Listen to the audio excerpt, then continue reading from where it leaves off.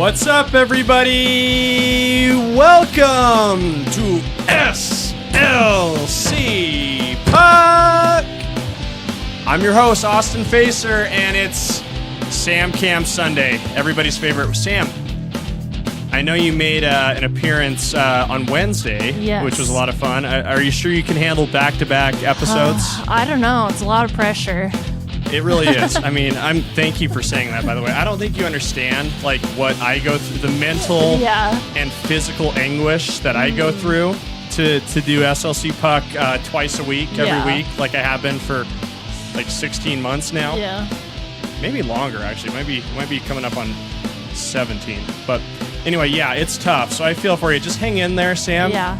You'll eventually build up the strength. I use performance enhancing, drugs, which is a ton of caffeine to get through this. So anyway, we appreciate you being on, Sam. We're going to talk a lot of fun stuff. We know you're a big hockey lover. Love to get your insights on this. There's a lot of good hockey lovers out there. Yes. And for those of you who love hockey, who love the Utah Mammoth, and who want to flex what they're packing, you know what I'm talking about. Big Tusk Energy is the place to go. Sammy's got a hat right over there. BigTuskEnergy.com. That's the merchandise that powers SLC Puck. We got t-shirts, tanks, hats, bucket hats, stickers, crop tops for those that want to show off their abs. So lots of great stuff there at BigTuskEnergy.com. So go ahead and check that out. Man, I'll just start the show by saying this, Sam, and I can hear a little bit of echo because you and I are in the same room. So apologize to those of you who find that annoying. We're still trying to get that dialed in. Yeah. I had a big hockey week this week. You got punched in the face. Sam, way to get I was building to that. You just gave away you literally gave away the punchline before the setup. But yes, you're right, Sam. I did get punched in the face, but I also participated in Mammoth Week with the Utah Mammoth. I was at the event in Park City and Ogden.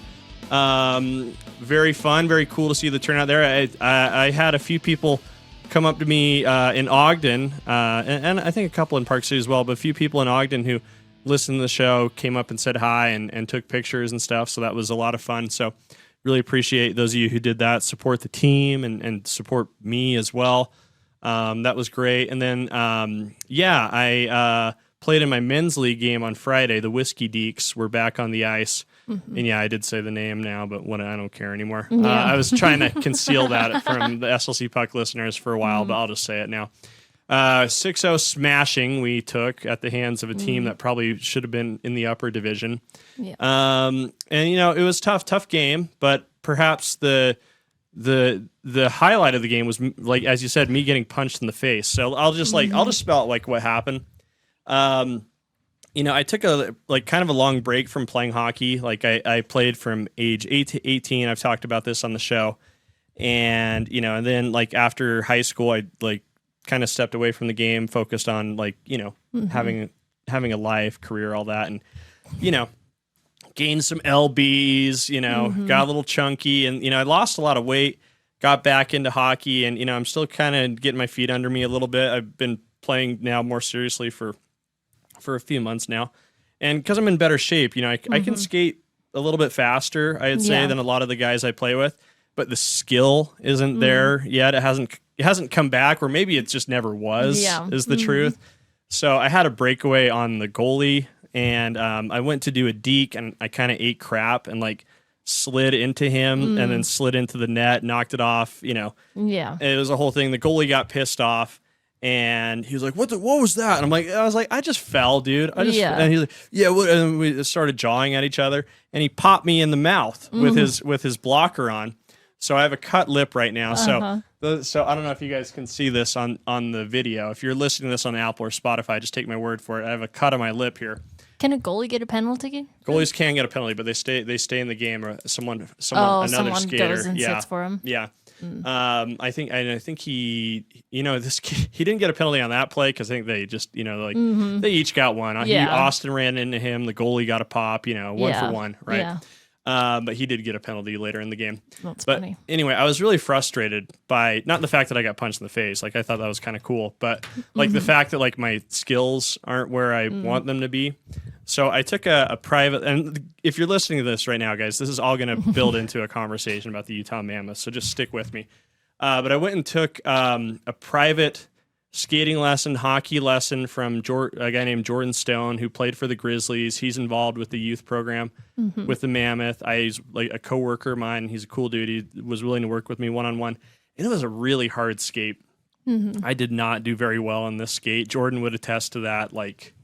And it was really frustrating. And it really kind of made me like understand something. It's like, it is incredibly difficult to level up. You know what I mean? Like, I feel like the jump from like, I guess, beginner or like just ground level to good is a pretty big jump. Yeah. But I feel like the chasm between good to great is like twice as wide. Like it's just way harder to go from good to great. And then to go from great to elite or excellent is astronomical. It's I just feel like it's insanely difficult. And I think we're kind of seeing the Mammoth trying to make these steps up. And you know, I would say right now they're like a pretty good team, but they need to get from good to great. Yes. And I think that kind of feeling is really illustrated by like what would be the next step for them in their trajectory to becoming elite, to becoming a Stanley Cup champion. And Clayton Keller kind of talked about it this week at Mammoth Week. So there you go. That's what I'm getting to, the crux of this week's episode. Cole Bagley on Twitter had was on scene there in St. George. Keller's been in Arizona the majority of the offseason working. He's been with Austin Matthews, spells his name wrong like an idiot, down there skating in Arizona. Austin Matthews is from Arizona, by the way. But Keller kind of talked about, I believe this question here, Cole asked Kells on his belief to make the playoffs this season. Let's listen in to what Keller had to say. Yeah, there's a ton of belief, and I think, you know, it's that or, you know, it's a failure for us this year, honestly. I think, you know, everyone's at a certain age, like I said, and our group's been together. We, you know, believe in one another, and we're a very close group, and, you know, now it's just a matter of, you know, not talking about it and going out there and, you know, actually doing it. So that's what, you know, we're all looking forward to the most. Failure for us if we don't make the playoffs. I think that's interesting. I like that he you have to understand like the full context of that snippet, right? He said there's a lot of belief, a lot of confidence that I think is a really good thing, especially what you want to hear from your captain. And he's sort of laying out the expectation for the team. For sure. But I mean, gosh, that's a heavy weight to put on the team. You know, I feel like the season. We don't make it, we failed. Yeah. I mean, it certainly would feel that way. You know, I mentioned to you I was in the locker clean out player exit interviews this last season. Obviously, Utah missed the playoffs, and Ian Cole, defenseman who had been on playoff teams the previous 10 years of his career, he was so distraught at the fact that they hadn't made the playoffs. He's like, this like sucks. This isn't like what I'm used to. I don't like cleaning out my locker in the middle of April. I don't like having to go on vacation in May. Like I want to be playing. And you know, I think that's where that kind of attitude that Keller has comes from. I want to listen in on some more stuff that Cole has here. Exciting. So sorry, let me just scrub over. Oh, I'll hit pause on that. Okay, let's listen to more from Kells, courtesy of Cole Bagley. I know, it's super exciting. You know, all the guys are, you know, super excited. We're, you know, a year older. We're, you know, more experienced team. We don't necessarily have, I guess, as many young guys. So, you know, I believe, you know, in order to win, you can't, you know, just keep bringing in more young guys every year. Like, you know, culture and all that takes time, and I feel like, you know, over these last, you know, 3-4 years, like our group has, you know, really been bought in, and it's, you know, going through those tougher times to, you know, be ready to take this next step and get into the playoffs. Okay, so trauma bonding. You hear some of the stories about what they went through in Arizona, and you're like, oh my gosh, yeah, the story, the books they could write, those guys who came over and played for the Utah Hockey Club in their first season. Yeah, I mean, I like the attitude. I really do. I like the confidence. I think we just kind of learned that they're like what Utah needs to do differently by looking back on the last season. And so, Sam, I'd like to go through a little mini list that I've made with great consideration, with great thought. So I'm going to give you, Sam, 3 things that I think the Utah Hockey Club. Utah Mammoth. They're the Utah Mammoth now. Yes. Thank you. I keep doing that. By the way, look at how the Kells I is. do like that polo. It's very nice. That's really nice. That I think that might be his color here. I'm going to put it back on the screen here. Yeah, that might be Kell's color right there. It looks good on him. By the way, did you notice that I'm kind of dressed up like Kell's? By the way, Kell's is a big toque guy. They're called toques. Oh, toque. That's what us hockey guys call them, toques. Toque. As they call it up in Canada. But anyway, I mean, just a refresher here. In the Western Conference standings last year, Utah, of course, they were in it right up till the end. Finished with 89 points with a record of 38, 31, and 13. St. Louis grabbed that last spot in the postseason with 96 points. So the Utah Hockey Club trailed Calgary and Vancouver. They were the 3rd team out, it looks like, and that sounds right from my memory. So 7 points out of a playoff position. So depending on the way you look at it, it's 3 wins and a tie, or 4 wins out of making the postseason. And just a reminder, guys, Utah Hockey Club last year went 18, 15, and 8 at home. They were pretty much the same on the road, 20, 16, and 5, or excuse me, 18, 15, and 8 at home. Yeah, and then on the road, they were 20, 16, and 5, goal differential of -10. And they finished the last 10 games of the season with a 6-2-2 record. But anyway, enough of that, Sam. The past is the past. I'm going to tell you right now what I think are the Utah Mammoth. Okay. What is the Utah Mammoths? And the apostrophe goes between the H and the S. What they 3 things they need to do to make the postseason in the 2025-2026 season. I'll tell you right now, Sam, I wish I had a drum roll right now. We'll do this sound effect again. Number one thing they need to do, they need to stay healthy. Yes. Or find a way to adjust quickly when they are not healthy. Okay, hopefully no one out for 52 games. Like who? Mr. Sean Dursey, you mean? I agree. Yeah. I mean, that had huge effect. Good memory, by the way. Huge effects on Utah's play during the season. They talked about how acquiring Olli Mata a little bit into the season from Detroit, where he wasn't playing, took advantage of the opportunity. Utah probably saved their season in a lot of ways, kept them competitive through 75 games. But then you had Gunther and Cooley out for a couple of games. Gunther missed each, 12 games. Yeah. Yep. And and then they had I guess you'd call it injury, like a Connor Ingram situation. John Marino as well missed a huge chunk of time as well. Yeah. So look at this graph here, Sam. This is the games missed due to injury last year, and these are just defenseman games missed due to injury. You can see right here, Utah is among the highest here in the NHL. 3rd. Yeah, 3rd. So St. Louis, they had a guy named Torrey Krug. He missed all 82 games this season last year, so that's where that one comes from. Other than that one guy, they were pretty healthy, but yeah, they missed 82 defenseman games.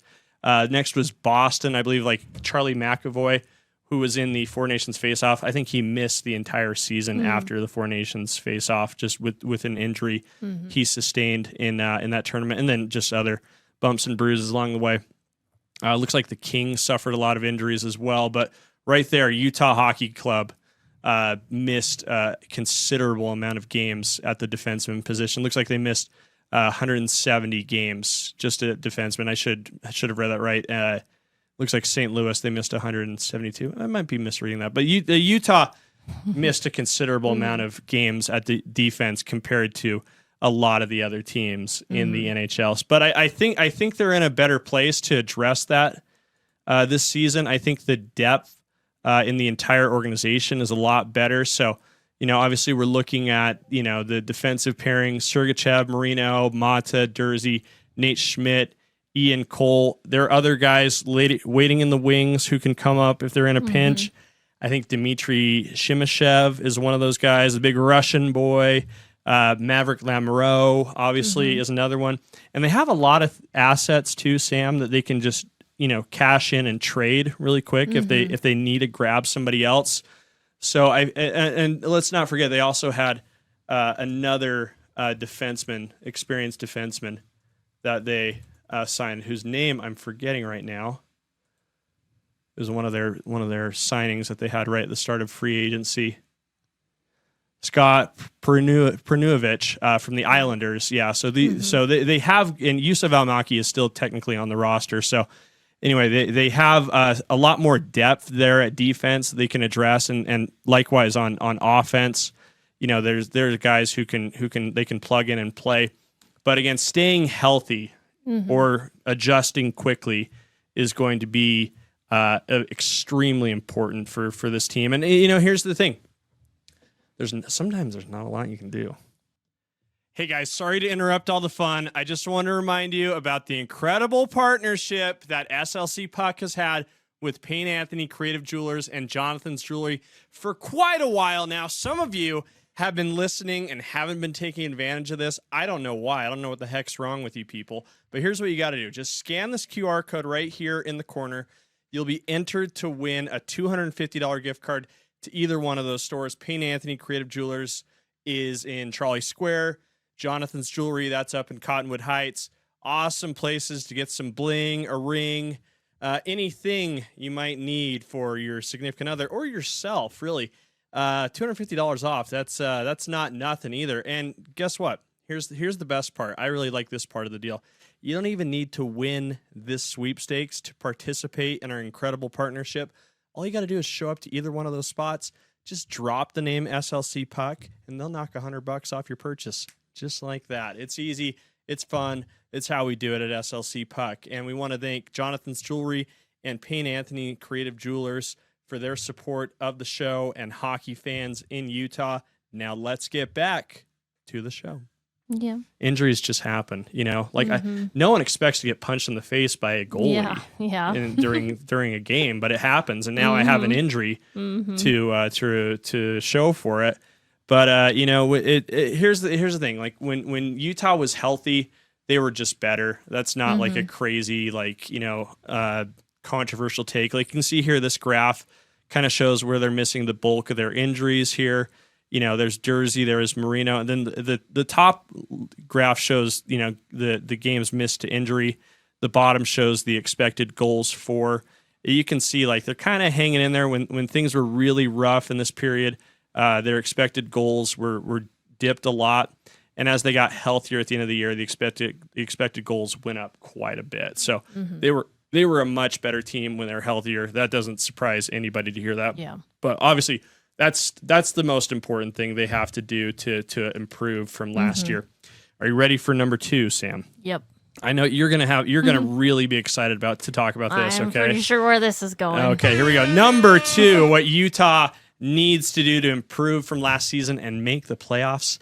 They got to keep the veggies fresh, baby. Yeah. Keep the veggies fresh. Keep veggie fresh, I should say. Karel Vejmelka. They inked him to a 5-year deal. They labeled him the goaltender of the foreseeable future here in Utah. Yes. He obviously came on strong when Connor Ingram became unavailable due to. You're just about to knock your hockey. Oh, I have so much I have so much stuff happening behind me. It's hard to keep track of everything. By the way, let's pour one out for the hockey video game that I usually had on the right. R.I.P. The PlayStation finally gave out after it's a 25 PlayStation years. 2. It's a PlayStation 2. It finally gave up the ghost. So pour out a Red Bull for that one. But anyway, Sam, Veggie came on strong when Ingram, became unavailable when he entered the player assistance program. He was already kind of coming into his own a little bit, kind of establishing himself as Utah's best goaltender by that point. Obviously, the 49 save game against Carolina is going to be one I'll never forget. But I think they became overly dependent on Veggie towards the end of the year. And I get like when you're trying to get to the playoffs, you use the goalie that is the best. but they didn't have an option, Yeah. basically. You know, they need to have somebody that can step in to give Veggie the break that he very much deserves. Yeah, it became kind of obvious that Jackson Stauber wasn't going to be able to help Utah make that playoff push at the end. So I believe Veggie started 23 consecutive games last year. It was insane. And yeah, you would be exhausted. Yeah, that just doesn't happen in the modern NHL. I think what they need to do, Sam, is they need to keep him fresh early in the year. Yeah. You know, I mean, I think if they feel like they have to do that kind of push to where they need Veggie to start the last 15, 20 games to really make their push. Obviously, their schedule is very backloaded with home games, right? So thanks to Benson Boone. Yes, thank you, Benson. We appreciate you, Benson Boone. You're going to make the end of the season a lot of fun. Benson Boone obviously has a big concert run at the Delta Center, which is a reason why the Utah Mammoth are going to spend a large chunk of the season on the road to start the year. But anyway, as I was saying, thank you, Benson Boone. But if they really are planning ahead, looking at the season and figuring they're going to have a need for Veggie to start the bulk of the games down the stretch, they got to give him his rest early in the year. You know what I mean? They don't want to wear him out too soon into the season.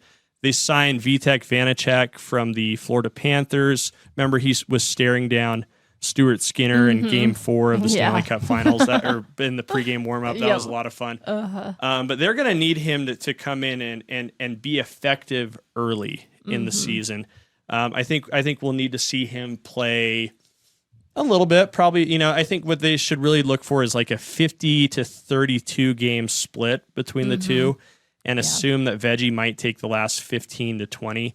So however that works out, we're going to need to see a lot of Vitek Vanacek, or hope that Connor Ingram comes back. But I feel like this was actually a sneaky good signing by the Utah Mammoth.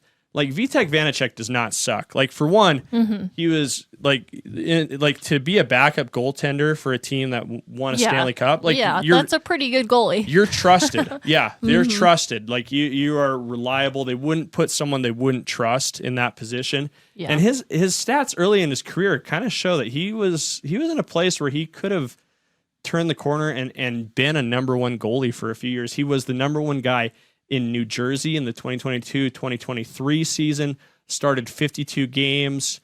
He had a goals against average of 2.45, which is very good, 33 wins, 11 losses, 4 ties, and had a save percentage of .911. That is pretty dang good. He's just a few years removed from that, 29 years old, 6'2", 184 pounds of Czech Republic piss and vinegar staring you down right in the face. So he needs to be a big part of what the Utah Mammoth do, especially early in the season and midway through the year as well. For sure. Yep. Sure. Okay, are you ready for number 3, Sam? I'm ready. Are you ready? Here we go. Number 3 on the list of things that the Utah Mammoth need to do to improve and make the playoffs. Add a little sandpaper, baby. I didn't say Sam paper, by the way. I said sandpaper. And what I mean by that is they need more out of their bottom 6 forwards than they got last season. Now, I think they addressed a lot of these needs in free agency. I think we're hoping that some guys will have big bounce back years.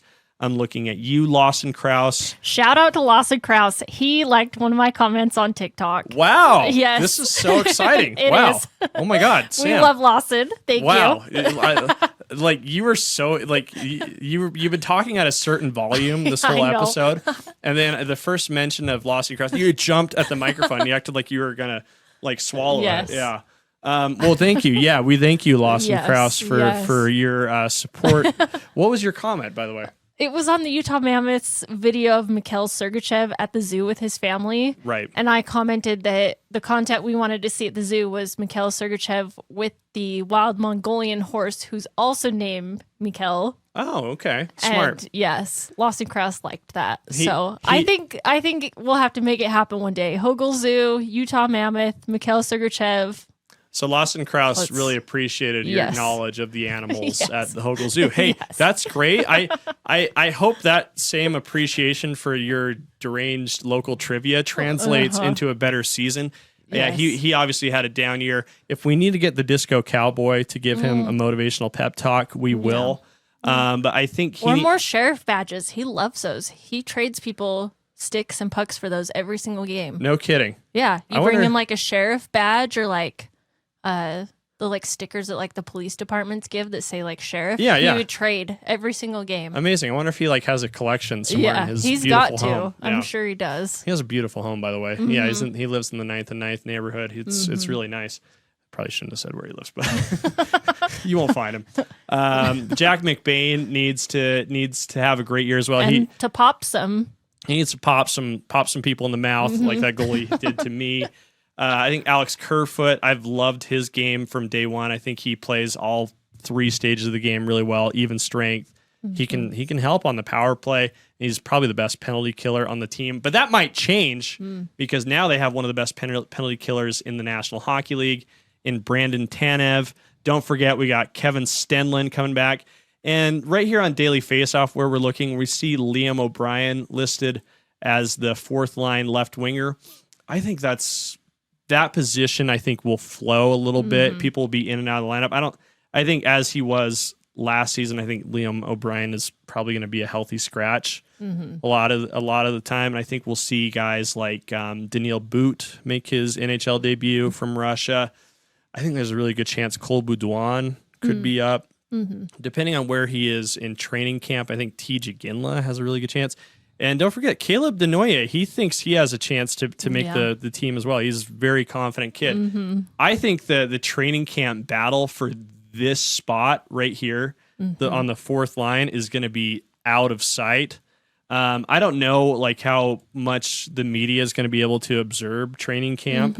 I would imagine there might be some gloves being dropped in training camp. Yeah. I've heard some stories about that from Tyson. He said that was a big reason why he made the Blues was his willingness to drop the gloves in training camp. I was like, yeah. So like again, I think I mean, would there be like a battle between Liam O'Brien and TJ Ginla for the spot or Cole Boudouin? Like, I kind of think maybe like this is going to be like a really intense like. But isn't that what you want at training camp? You want people to be fighting for that spot. You do, yeah. I think that internal competition is going to make the team better. That's a good point, by the way.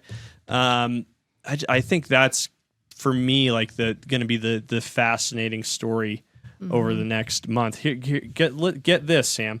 We are now 60 days away from the preseason home opener on October 2nd against the Kings. So we're recording this right now on August 3rd. So that puts us 73